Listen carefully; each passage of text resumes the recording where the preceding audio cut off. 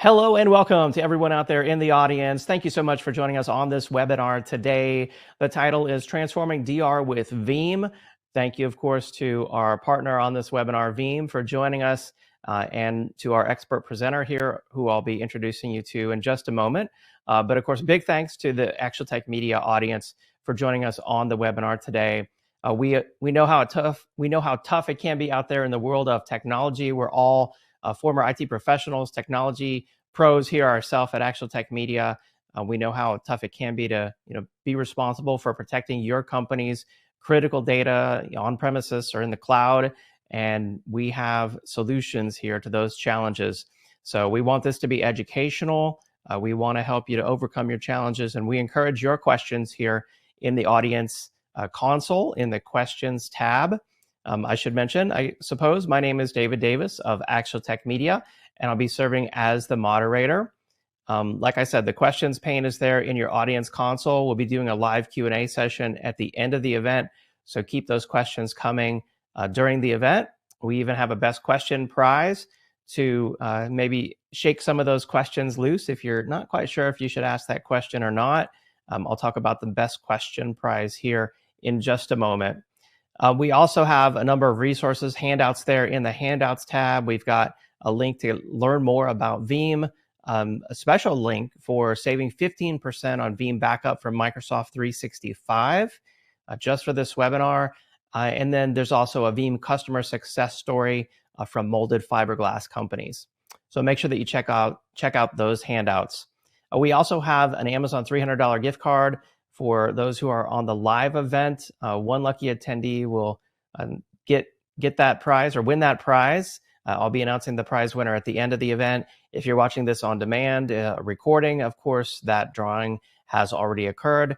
The prize terms and conditions can be found there in the handouts tab. And then, as I mentioned, we also have our best question prize. This is for an additional gift card, an Amazon $50 gift card. This will go out to the best question prize winner. That means you have to ask a question to be entered into the prize drawing. We never have a shortage of questions on any webinar with Veeam, and I'm sure today will be no different, but we do encourage your questions. And with that, I'm excited now to bring in and welcome today's expert presenter. Welcome to Louis Tsai, who is a senior systems engineer at Veeam. Louis, it's great to have you on the event today. Thanks, David. Good to be here. Good to be talking to everybody on this sunny, I think it's sunny for myself at least, on a Wednesday morning for myself. I'm actually on the West Coast. Everyone else here is scattered throughout the US, so good to talk to everybody here live. Hopefully one day in person, either myself or the Veeam representative. Thank you, David, for the warm intro. So should we get started? Yes, sir. Yeah, take it away. Awesome. So I'm going to share my screen, Okay. and let's just do a presentation. And you'll hear me talk a lot about if you ever talk to me in person. I don't like PowerPoint. I hate death by PowerPoint. With that said, let's keep this PowerPoint short, right? We'll go into a demo, and as David said, Q&A. Keep those questions coming.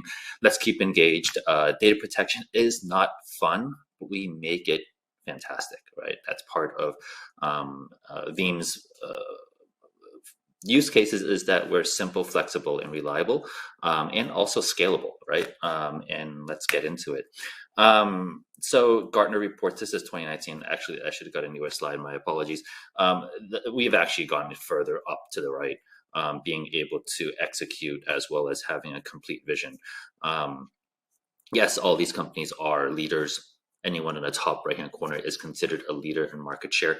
However, Veeam is top right. So we're able to have that vision and execute based off of how we want to provide for our customers as well as develop for our customers. Really quickly, first questions our customers normally ask is, how are you guys priced? How are you guys licensed? Well, we have this universal license, and I'll get back to this in a second. We have two portable methodologies, right? One is our licensing. The second one is our workload, and that's our portable backup format. So whenever you back up with Veeam, it backs up as Veeam's portable backup format. And we'll talk about that in terms of what does that look like in a disaster, right? More on Veeam. It just shows years of innovation, right? From 2007 when we came to market in 2008. This is a quick snippet of how we develop, why we develop, and why we have the market share that we have, mainly because we have the customer base for us to be able to, R&D base off of, right? And we'll talk about the newer technologies that we have coming out as part of Veeam version 11, which GA'd about a year and a half ago at this point, right?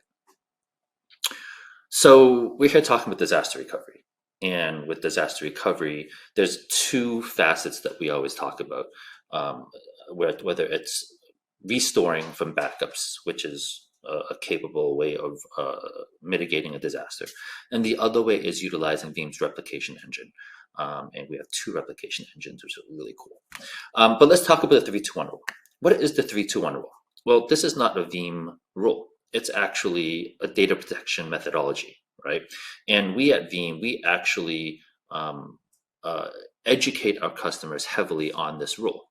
It's super important because you need 3 copies of your production data. But I was like, why do I need 3 copies of production data?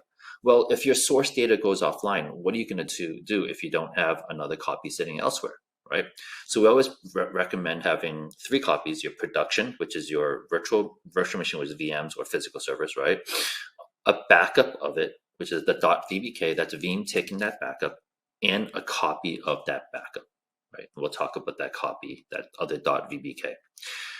The 2 is two different types of media. Well, as you see here as an icon, one is disk and one is tape. Tape, should we really still be using tape? In fact, there's new polls out as of 2022. Tape has taken a large uptick in the market because of ransomware, right? But is tape required as part of this too? No. In fact, cloud could be part of that too, because it is technically outside of your data center and also is geo-replicated depending on what type of contract or cloud plan you have with your object provider. One copy, which is offsite, and this goes back to the second .vbk as part of the 3.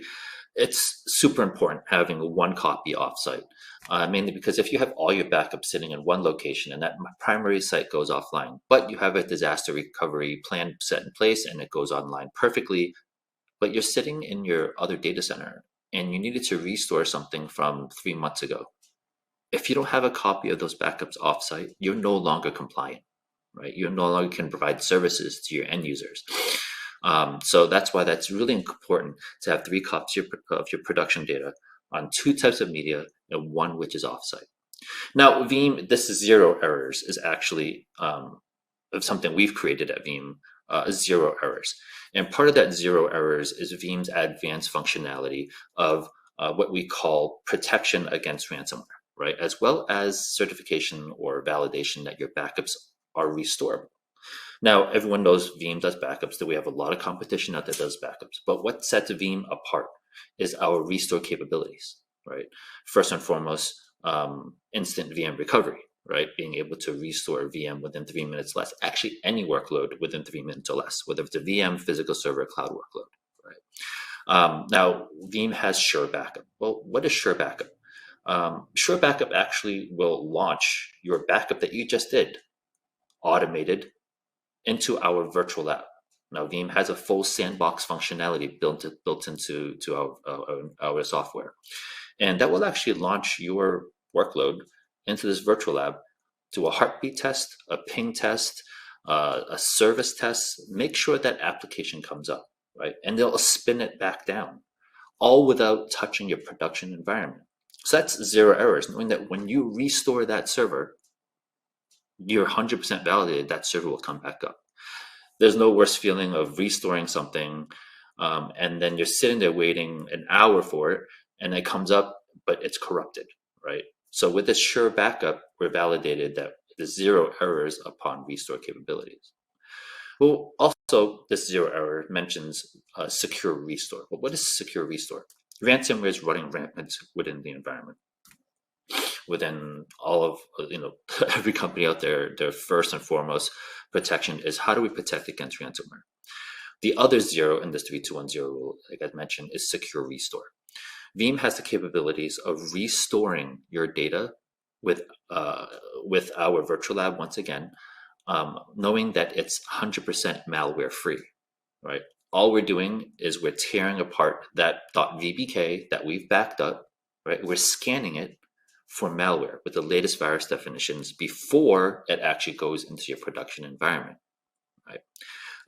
So the 3210 rule, it is data protection at its best, not a Veeam rule, right? So what I'm looking at here, or what you guys are looking at here, is Veeam. What we back up, how we back it up, and the products we use to actually back it up, right? So everything on the bottom, on-prem, public cloud, backup as a service, DR as a service, those are the services or hypervisors or environments that we help protect, right? Everything in the middle, which I call middle of the burger bun, storage analytics, backup replication, monitor analytics, orchestration, data reuse, that's all Veeam. Different product sets within Veeam that can help further protect the data that sits on top, which is the top of the burger bun. So everything on top of that we protect. Cloud, AWS, Azure, IBM Cloud, Google Cloud, VCD, VMware Cloud Director. Those are our cloud instances that we can actually natively protect, right? Software as a service, a Veeam backup from Microsoft 365, backing up M365 workloads, including OneDrive and Teams. A new on that list is actually Salesforce. We actually do backup Salesforce as well. Actually, that's being released sometime this week, so look out for that. Apps, databases, SQL, new coming for version 12 is PostgreSQL. Active Directory, we back up natively, application-aware agentless, and you'll hear me say that a lot, application-aware agentless, and there's a key to that. Newest to the family is Veeam being able to back up Kubernetes workloads. We have a product called Kasten, K10, which can actually back up containerized workloads, whether if they sit up in the cloud or on-premise, right? Everyone knows virtualization. Veeam started off with VMware, backing up VMware workloads, went to Hyper-V, AHV, physical servers, cloud workloads, SaaS providers, everything, right? Last but not least, our physical workloads. Yes, that we still have a lot of customers, a lot of people that still use physical servers, but it spans just physical servers, right? Linux platforms, AIX, Oracle, as well as unstructured data, which Veeam protects very well on our NAS platforms, or your NAS platforms, which will back up the file shares, right? So, everyone says Veeam is complex, right? So what is Veeam? How does Veeam protect our data? How do we move data around? Where do we put it? Oh, it's so much going on. It's actually pretty simple. The head, the Veeam backup server, it's a VM. It sits on your virtual infrastructure. It's the puppet master that, orchestrates the backups for the rest of the environment. That's why it's a VM. It's not a dedicated proprietary hardware that you need to install in your physical data center and then put multiple physical devices together and then be able to back up somewhere locally, right? It's a VM. These proxies in the middle, as you see, the backup proxies, they're the data mover services. They could be virtual as well, and they could be physical. Veeam is software only, storage agnostic. We're not in the business of selling you guys hardware. Yes, you do require hardware for us to write on, but we'll help you size that. My job on a daily basis is to talk to my customers. Hey, you're spinning up a new cluster. Hey, let's help you size it so you have the correct repository size to keep that data locally on premise, as well as if you wanted to tier that data offsite to another location. So these backup proxies, they grab the information from the source on the left-hand side, which is VMs or physical servers, and then compresses and dedupes and puts it into our native file format, which I've spoken about before, the .vbks, into the scale-out repositories, right? Now, the .vbks are fantastic. The second or third slide, we spoke about the licensing. It's portable license. Well, what does that portability mean? Well, the portability matches our backup format. Veeam Universal License allows you to have that one license. If you guys like Lord of the Rings, who doesn't? One ring to rule it all. Veeam has the Veeam Universal License as one license to rule it all. One license allows you, that same license file allows you to back up your physical servers on premise, your virtual, your NAS, unstructured data, any of the clouds. If you're moving those workloads back and forth, never have to contact Veeam. That one license is able to back up all those workloads, right? And it matches this Veeam portable backup format. Whether if you're backing up VMware, Hyper-V, AHV, agents, and or Linux, you're able to actually restore your workloads back to vSphere, Hyper-V, AHV, as well as any of the public clouds. And I will show you that functionality within Veeam Backup or Replication. I'm actually giving a presentation later today on cloud. And it's cool because if you're backing up in GCP, AWS, or Azure, or all three, right, you can actually take those backups that's sitting up there, that's backed up to object storage, and transform those snapshot backups that's native to those public clouds and actually transform it into this .vbk format. And you're able to, in light, move and back up anywhere. Now there should be another icon in the middle there. It should say GCP as well.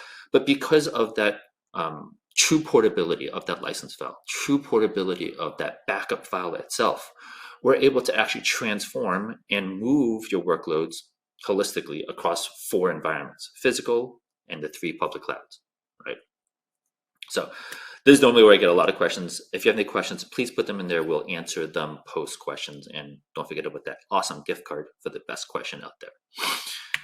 So moving along, we're here talking about disaster recovery. And I did open the session up talking about there's 2 ways to do disaster recovery, right? One is restoring from backups, which if you could do based off of your RTPOs, bringing those workloads up, right? And 3-hour time frame, can you suffer that downtime as well as recovery point objectives?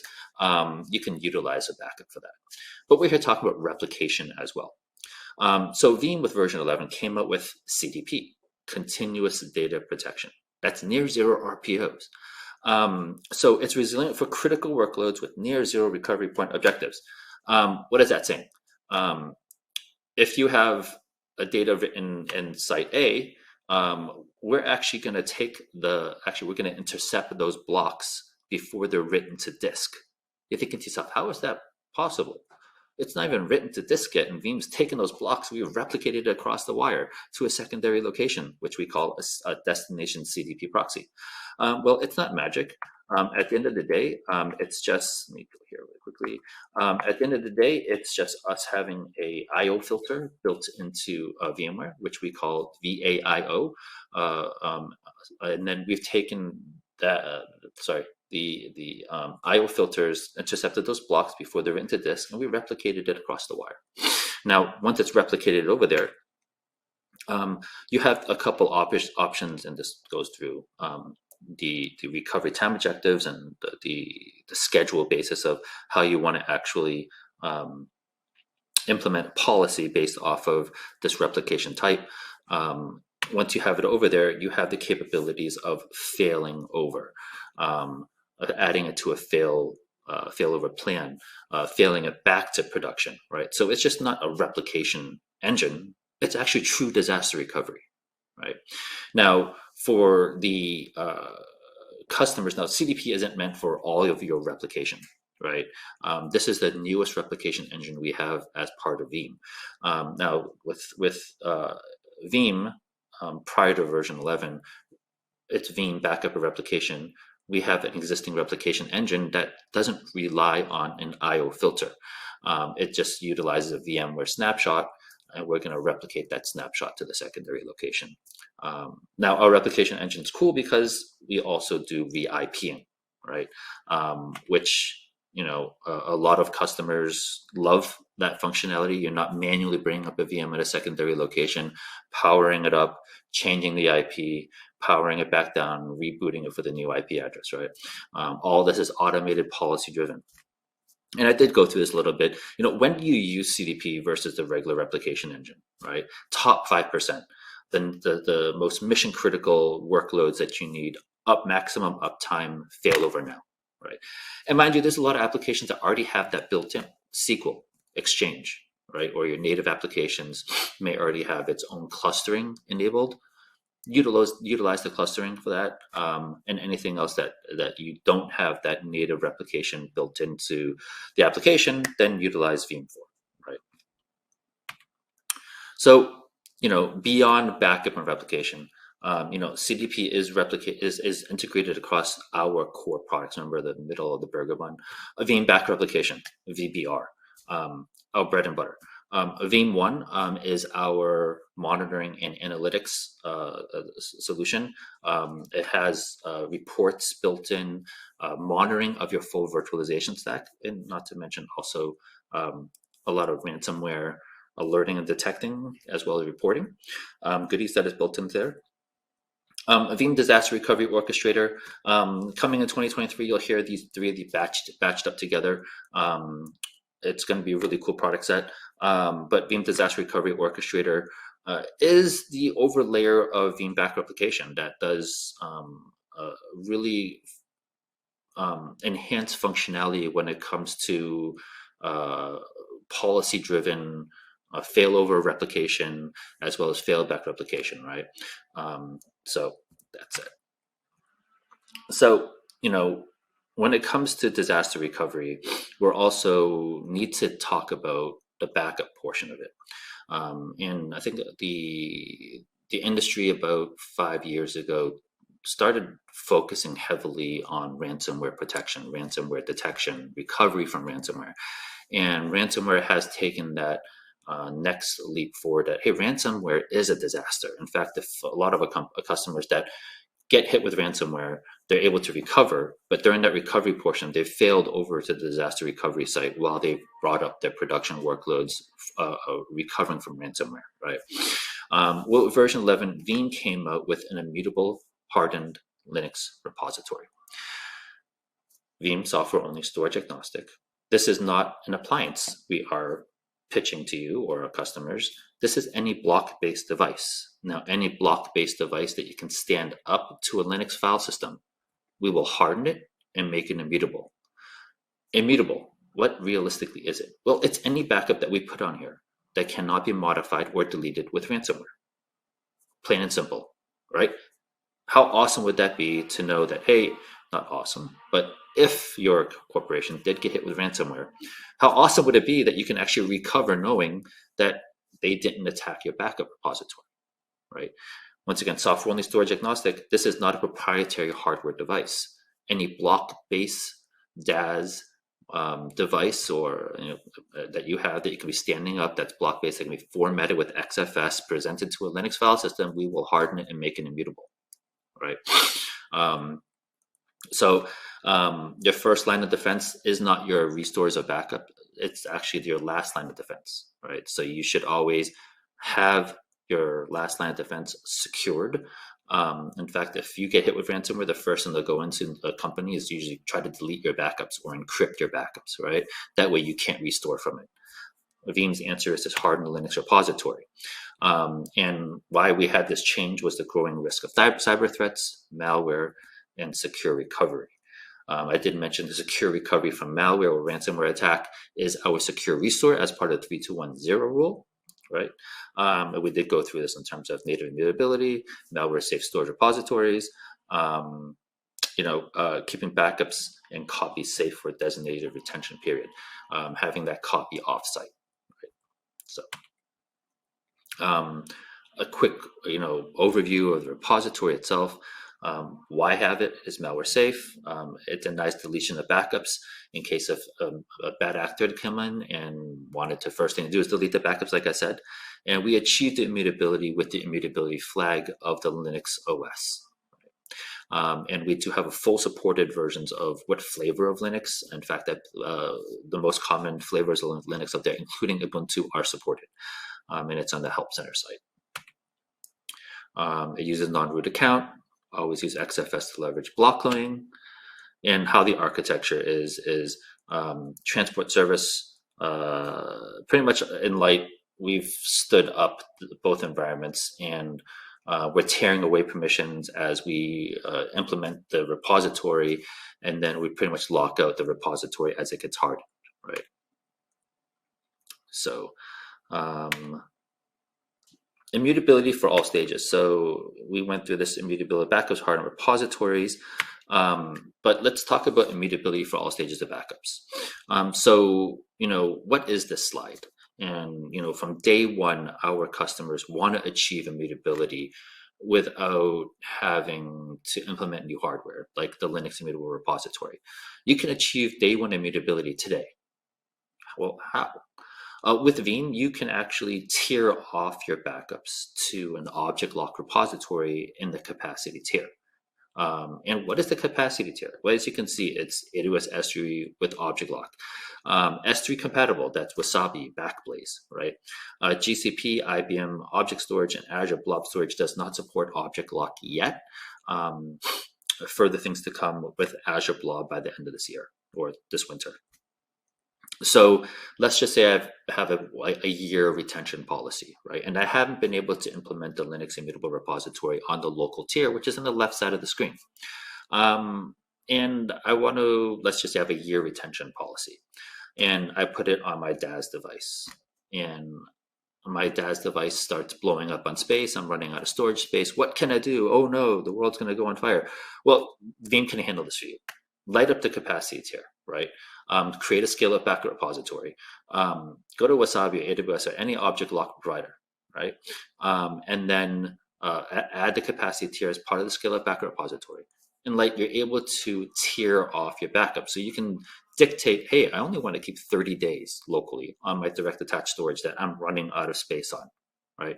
Anything older than 30 days, Veeam will automatically move off-site to the capacity tier. Now, the capacity tier, once again, was mentioned object lock a lot. Object lock does enable the immutable functionality of the cloud, right? Like I said, if you wanted that day one, I want immutability tomorrow, we have the copy functionality. Remember, I just mentioned moving anything older than 30 days gets moved off-site. There's a policy-driven setting on here that is also a copy functionality. So anything that is immediate, so just say a backup lands on your direct attached storage device at 10 p.m. tonight. Veeam sees that .vbk file land on the DAS device or anything on the local tier. Veeam's going to automatically make a copy of that backup to the capacity tier. That's how you achieve instant immutability day one tonight, right? I normally spend a lot of time on this slide and going through how we move data up there, how we move data back in light. There's cost savings when we're actually moving data to the public cloud, mainly because we only copy and move unique blocks. You'll never have duplicate blocks sitting in the capacity tier. So that saves on ingress, that saves on egress. And you're thinking to yourself, how does it save on egress? Well, when we do a restore, metadata is sitting at both locations. So we know what blocks we need to pull back. So we're going to look at the local tier and say, hey, we have 78% of the blocks sitting here locally, right?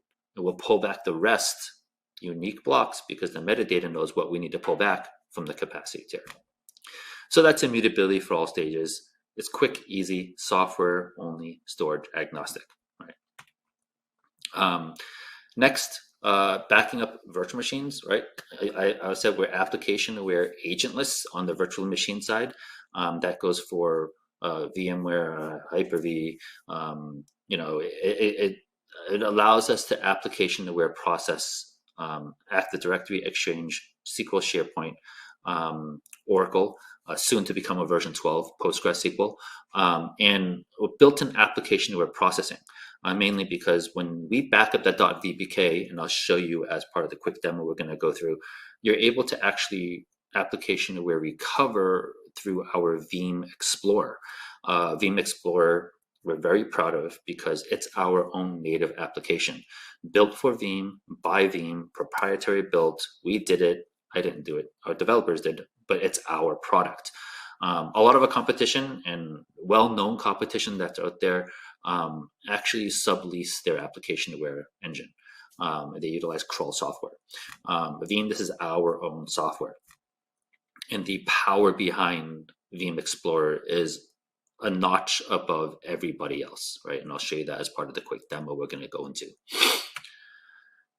So we spoke about CDP. Actually, the slide deck's a little out of order here really quickly. So instant VM recovery solution. We did speak about instant VM recovery, whether it's a physical server VM, a cloud VM, or how we're going to migrate between clouds. We can actually restore that VM within 3 minutes or less, right? I'm just going to pause here. And, we're here to see Veeam. And let's see a demo of Veeam, right? Because we're all here to see a Veeam here. So this is our demo lab and Veeam Backup Replication Console. Let's open that up. So we're going to show you a couple of things. A lot of our customers, actually, I was a former customer. I should have given a better intro of myself. I've been with Veeam for 4.5, 5 years. Prior to that, I sat in the customer side, sitting in your seat watching these webinars, right? I've been bleeding green since then and loving, helping my customers do data protection, disaster recovery, setting up cloud workloads, etc. So whenever I show a demo like this, it brings me back to my days of POCing Veeam and how easy it was, right? So like I said, it sits on the VM. On the bottom left-hand corner, we have our inventory. This is the source data. Normally when I go to a new customer and we were talking about setting up a proof of concept, if we do a proof of concept, the majority of customers just look at a demo and like, oh, that's awesome, that's great. So they usually, I say, hey, install it. Here's the specs in terms of what to spin up for the VM. And once you get it installed, give me a call. And we'll set up a meeting, and the next meeting, they've already added the VMware environment. Really simple, right? It's right-clicking and adding your VMware environment, right? Credentials apply. And it automatically adds your entire clusters. Same thing for Hyper-V, same thing for AHV, right? So that's your source data. Your backup infrastructure on the left-hand side, your backup proxies, these are the data mover services like I spoke about. It grabs the data from the production environment, compresses, dedupes, and puts it into the repository, right? Backup repositories, Azure, AWS, I see on here, software only, storage agnostic. There's a lot here, mainly because it actually shows that we're not an appliance, right? We support anything that we can write to. Your mileage may vary depending on what type of device it is, but anything you stand up to Veeam, we'll write to. Talk to your local sales team, reach out to myself if you want, if you're looking at Veeam and you want certain performance metrics and or you want to keep everything on site and I want a dedupe appliance, right? We'll help you size that. You're never left alone when it comes to taking a look at Veeam, scaling out Veeam, or even purchasing Veeam at your third company for the 5th time, right? We're always there to help you out. So what does a backup job look like, right? So we've added the source information, we've configured the backup infrastructure. Really simple, about 30 minutes from installation to configuration to getting to your first backup job. So let's take a look at the first backup job. So we didn't mention the Veeam Explorers. This is our application-aware processing, right? So pretty simple. Let's go into backup job itself. It's if you hit create new, it's the same process. So we're going to name the backup job. And then these are the virtual machines to backup. Now, as you can see, we've picked and chosen which we want to pick by name, what we wanted to add to this backup job. This is the worst thing to do is ever add a workload or a VM or a physical server one by one into a backup job. And you think to yourself, why?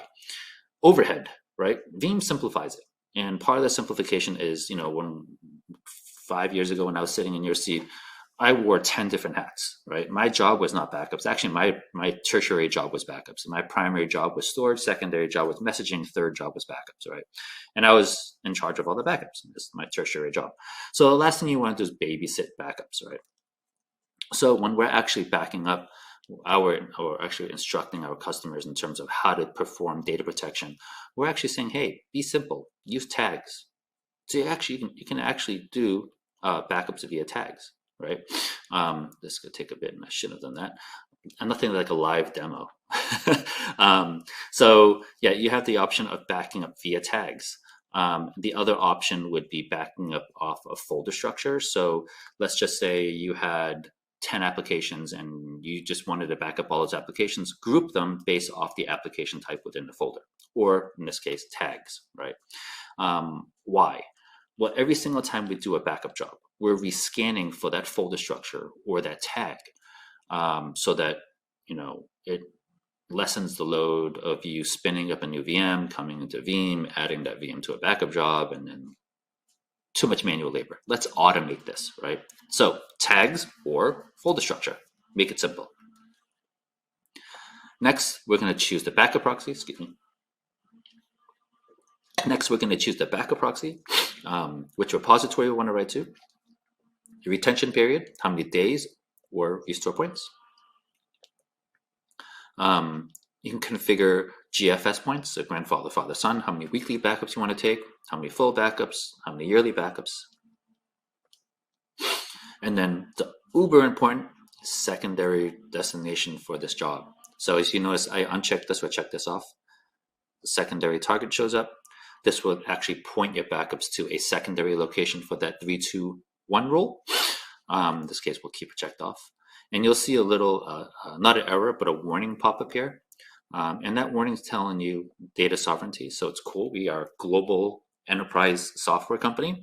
And there's a lot of software restrictions that, not software, backup restrictions that say, hey, your backups cannot leave, or your corporate restrictions, not Veeam's, says your backups can't leave South America or something, right? In this case, you could set up data sovereignty rules within the repository saying, hey, we have a rule set saying you can't move this to A to B to C, and it'll warn you saying, hey, you may do this, right? So, yes, and also, this is not an error. It's warning you that, hey, this is a dedupe appliance, because it knows it's a dedupe appliance. It's an exegrid, right?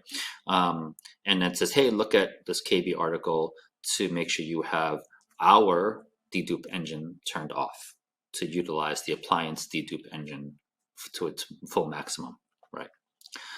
So guest processing, you heard me say this a lot. I'll showcase that engine really quickly. And application-aware processing, application-aware agentless. I said I'll say that a lot. Application-aware agentless, because we'll back up that backup file, and I'll show this to you now. We'll back up that backup file without an agent being installed on that server. Well, how is that possible? Well, we integrate directly with VMware APIs. That's all it is, right? And when we back up a particular server, we're looking at sorry, it's skipping my mind right now. We're looking at the, I can't think of it. Anyhow, we're looking directly at the server. And based off of what we can see on the server itself, we know that, hey, it's an Active Directory server, right?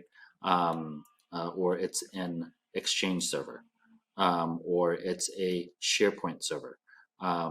Sorry, the VSS snapshots. It's coming back to me. Based off the VSS snapshots, we're able to look at, hey, it's Exchange server, SharePoint, SQL, and we're going to back it up based off that application. As you see here, instant recovery, that one .vbk file, that one backup stream, that backup we took at 10 p.m., if you're able to recover the entire VM, individual disks, individual guest files, as well as the application-aware items, right? And you know that the slide I was showing you about, you're able to restore in public clouds, move them within public clouds, right? Right here, restore directly to EC2, Azure, GCP, right? And as well as restore the entire VM back to AHV. So it shows the full flexibility of our license type as well as the backup format. But my favorite thing I love to do is to showcase this portion here. I'm going to do this live for you because, like I said, there's nothing like a live demo. I'm going to go ahead and modify my AD object home. And let's put this as a T. I'm doing this all live to show you the power of Veeam. So our last known good backup of this particular server under Veeam Explorers was 8 hours ago. Perfect.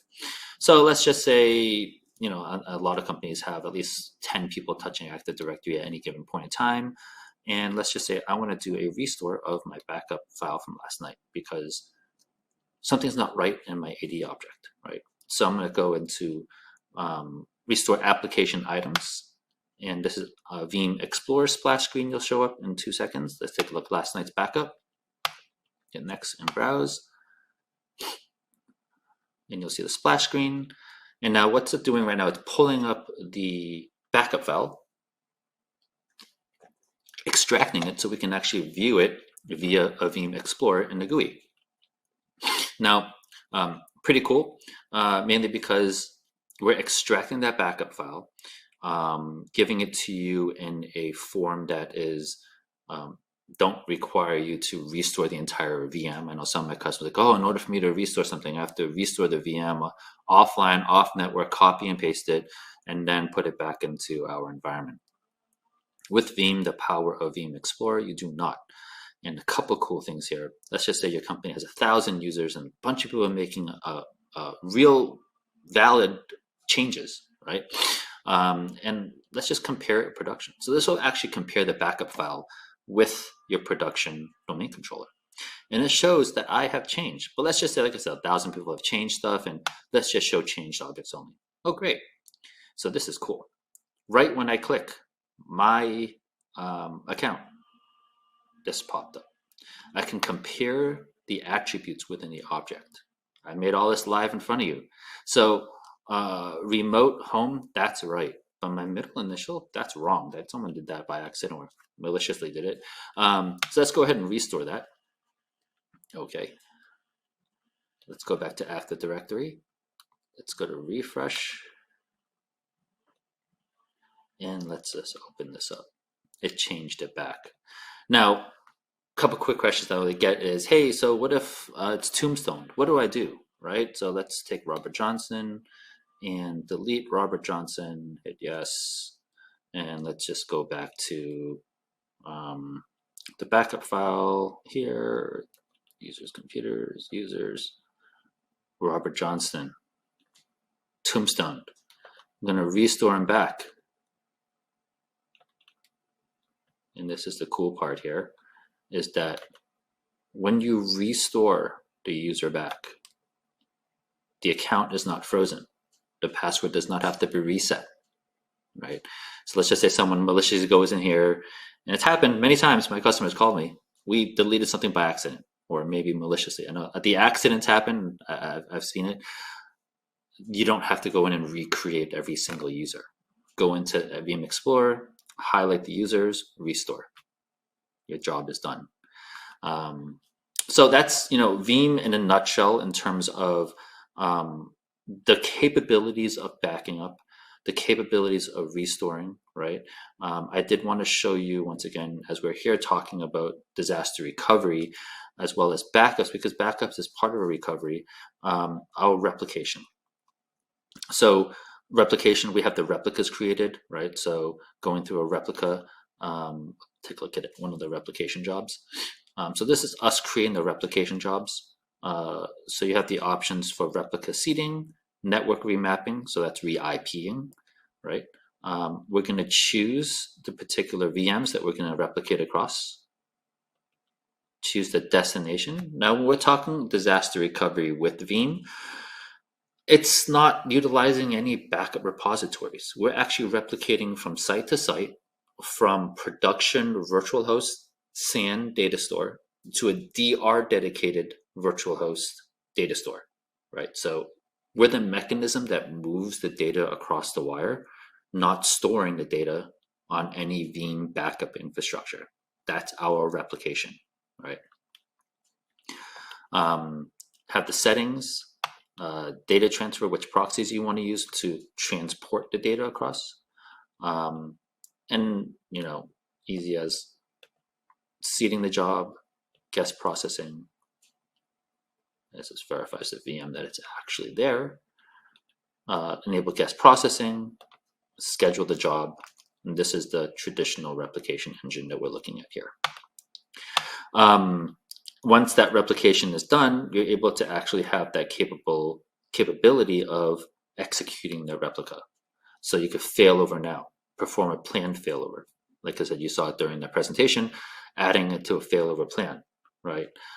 So full flexibility of replication. So we're running, I've been talking for the past 15 minutes here. David, are there any questions so far? Or if we want to jump into a Q&A at this point, I know normally we have a lot of questions on Veeam that we can live answer for you guys, which is a fantastic part of Veeam here. And if someone wants to see something as part of the demo, we can do that as well. Absolutely. Yeah, there's been a lot of great questions. First, I want to ask you, can you hear me okay? Yeah. Okay, good deal. Yeah, lots of great questions coming in as always with Veeam, lots of excitement. Thank you so much for doing the demo. This has been really cool to see Veeam in action here. So let's see, I'll just go down the list of questions, starting off with the first one I see here. They're asking about, Anthony's wanting to know what kind of compression should we expect when we back up our data. He says we have lots of .ai files that are quite large. Okay. And, with software only storage agnostic, so we say 2 to 1. And your mileage may vary depending also on what type of repository you use, right? And if you're not currently a Veeam customer, or even if you are a Veeam customer, right, reach out to your local sales team or your engineer. It has to do with file format, right? And the beauty about Veeam being software only storage agnostic is you have different types of hardware platforms, hardware file types that you can actually write Veeam to. Dedupe appliances. If you needed to keep all your backups locally on-prem for infinity, dedupe appliances like Data Domain, HP Store Once, Exagrid, we support all 3 of those, right? So you can utilize their heavy dedupe ratios for that. But also we aren't a single file type of hardware platform. We can write to XFS, ReFS, NTFS. Veeam's best practices at this point is to write to XFS, which is for Linux, or ReFS, which is for Windows. If you're not writing to dedupe appliance, right? ReFS, XFS has block cloning or fast clone, which we call it, which is not dedupe. It just will block point, right? So you'll have immense space savings when you're writing a Veeam backup file to an XFS or ReFS repositories. Once again, reach out to your Veeam sales team or your engineers. We'll help you size it. There's actually a sizing calculator that we go through, which is pretty darn accurate in terms of going through whether if you're writing to an XFS, ReFS repository, as well as if you want to tier off as part of the capacity tier slide to the public cloud. Very nice. I like that. Sizing calculator. Sounds very helpful. Yep. Another question here from Donnie. He's asking, he's interested in the Kubernetes backup from Kasten K10. And he's concerned about whether or not this will have any sort of impact on the applications running in the Kubernetes cluster, when the backups happen. It does not. And we've done a lot of stress testing. In fact, Kasten K10, before he joined the Veeam family, is and was the leader, saying was because now they're part of the Veeam family, but is the leader out there in terms of doing containerized backups, whether it's sitting locally or sitting in any of the public clouds. If you want to see a demo of it or even POC in your environment, definitely sync up with your local sales team. I have not heard of it hitting or impacting any environments, and we've done a lot of this, right? So definitely reach out to your local teams. If I'm your team, please reach out to me. I'll be more than happy to get a demo in front of you as well as a POC. Nice, very nice. Kenneth is asking, what about protecting the encrypted Veeam backup data? He wants to make sure that ransomware doesn't encrypt his backup data. Gotcha. So, so there's a couple of ways to do this, right? So, when it comes to data protection, there's 2 methodologies, right? The first one is encryption, as we're talking about here. There's inline encryption. There's encryption in transit and encryption at rest, which we support both. And you did hear me talk about the Linux immutable repository, and that's it has nothing to do with encryption. It just makes sure that no one can go into your repository and then either encrypt it or delete it, right? So with having encryption in transit, encryption at rest, as well as the Linux immutable repository, then you are protected. Now, if you ever lost your Veeam environment, there's something called the backup configuration file. I think, Kenneth, you may be asking about that. I'm not exactly sure. And that's what's kind of tough about these webinars sometimes. I can't ask follow-up questions. But the further way to protect your Veeam environment is also making sure you back up or have a copy of your Veeam configuration file. It's in the top left-hand corner in the hamburger menu or the pizza box menu, and you could go to configure backup. Make sure you have a backup of that, or keep it off-site in a different location. That way it can't be lost. It's pretty much your keys to the kingdom if you need to restore your Veeam environment, right? And the last thing I will say is if you do enable encryption, for those customers out there that have encryption enabled, make sure you install Veeam Enterprise Manager. It's in case if you lose your encryption keys, that's the way you can get restore your data back. So, and it's a free product, Enterprise Manager. Very nice. Free products are great.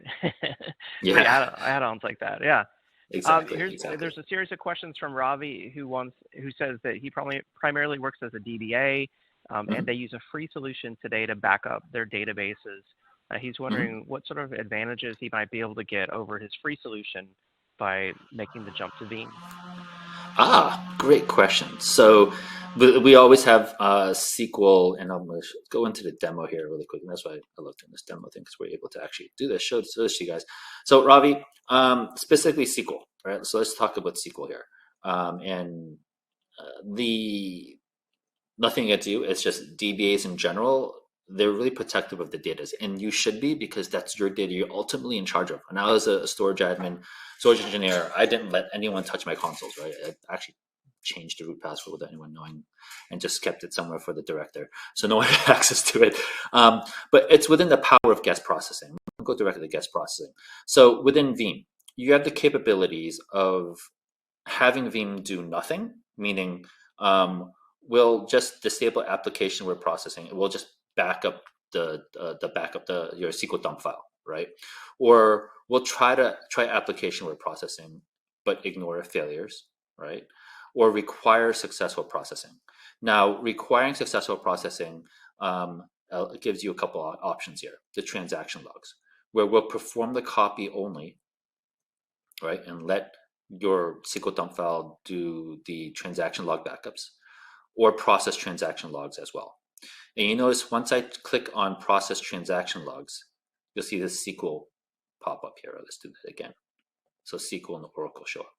So when we're doing SQL, we can truncate the logs, right? Do not truncate the logs, as well as back up the logs periodically. And they'll be truncated as well. Now, we always recommend utilizing backup logs periodically, and the logs will be truncated the smallest amount is every 5 minutes. And why we recommend backing up the transaction logs and making sure we truncate them is, let's just say, yeah, we're backing up your SQL dump files, but we're not utilizing transaction log backups, right? If something happens to your environment, we'd only be able to restore the 12 a.m. backup. Versus if we're backing up the transaction logs every 5 minutes, we can always roll back to the best state 5 minutes prior, right? So that's how we're doing SQL-enabled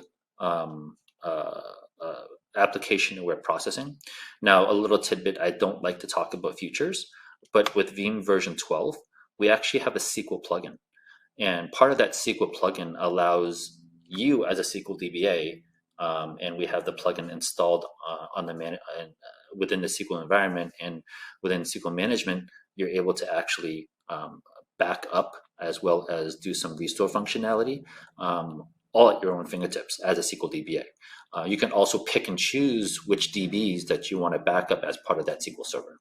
So lots of cool things to come with version 12 coming later this winter. Very exciting. I look forward to that, version 12. Another question here. Gilbert is asking, what about protecting the data in the backups prior to an exploit? I'm not sure if I understand the question completely.